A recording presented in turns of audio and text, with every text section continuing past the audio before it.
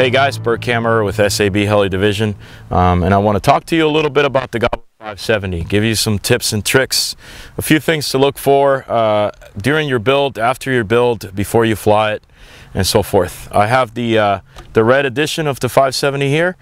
This is a great machine. One of the things I like about this machine the most is the fact that it's out of the box compatible with either a 6S battery power system or a 12S power system.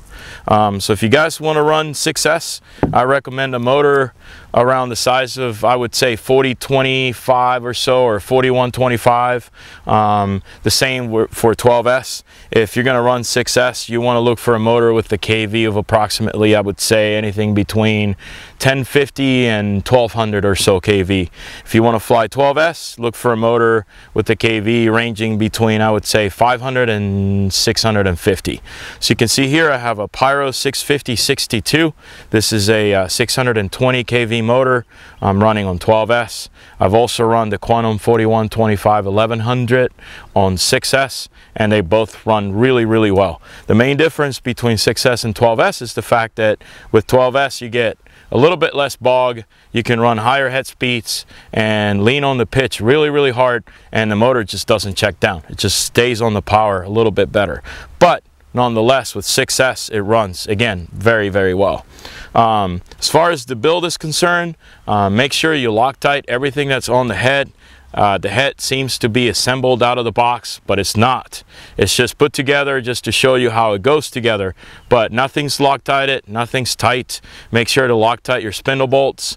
Make sure to Loctite your blade grip arms right here. These are very important. Just make sure everything's Loctited and tight. Do not forget to do that. That certainly could cause a crash without any doubt. Another thing I recommend is use a little bit of lube for your main gear. This helicopter comes with the upgraded main gear.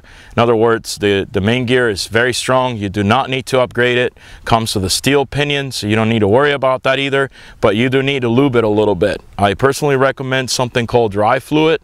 You can use it. The nice thing about it is it doesn't make a mess on your helicopter. It basically adheres to the gear, and it works very well. It'll make your gear last much longer. Gotten a couple of questions about a couple of people that put this thing together. They noticed that the tail push rod, the carbon push rod, is bent a little bit. That's done on purpose. The reason for the bend is by bending the rod, we just basically eliminate some of the vibration that's inherent to having a carbon tail push rod. So do not worry about that. The slight bend on the tail push rod is absolutely normal. Other than that, the head speed that I recommend for this is about 2500 or so or higher. At 2550, 2600, it really comes alive, and it's great for Heart 3D. I run this one at 2700, which is a little bit too much, but it's certainly a lot of fun. If you want to run lower head speed, like for example 2400 or lower, perfectly fine, no problem. But you might have a little bit of an issue with the tail authority. So we do sell a smaller tail gear. It's a 21 tooth gear that you put in the tail, and it just basically speeds up the tail while allowing you to run a lower head speed on the head. So I definitely recommend that you do that. Other than that, as far as canopy here, if you have issues putting the canopy in and out, keep in mind that the holes on the canopy out of the factory are pretty small. You might want to use some kind of reamer and make the holes a little bit bigger, especially if you upgrade to the quick release canopy mounts right here. You want to enlarge the holes to have a little bit of wiggle room here, because it makes it a lot easier to find the quick release mounts in there as you install and remove the canopy. Other than that, last thing I want to show you is the batteries. For 6S, you can run anything between, I would say, a 4500 up to a 5500 milliamp pack. So you can see here I have a 5500, and the 6S pack you would mount all the way forward, and the battery tray for the best CG. As for 12S, you can run anything between 2600 and 3300. I personally prefer the 3000 milliamp packs, simply because I get the best flight time with the least amount of weight. So 3000s for me work the best.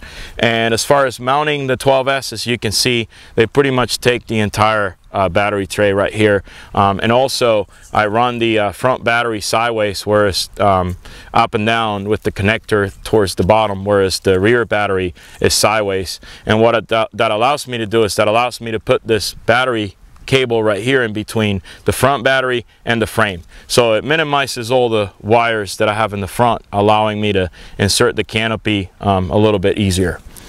Last but not least, I want to talk a little bit about registration.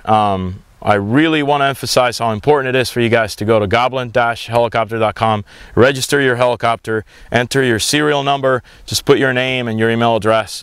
It is important because if there's anything that we need to let you know about this helicopter, we will not know unless you register with us. And we're talking about things like, I don't know, updates or upgrades or things that we find over time about the machine or potential issues with the machine. We're always working towards improving things. So if we have a new part or something that we want to bring you up to date about, we wouldn't be able to let you know unless you register with us. So again, the URL is on the screen. Just visit the website, go ahead and register your Goblin 570. And other than that, just go ahead and enjoy it.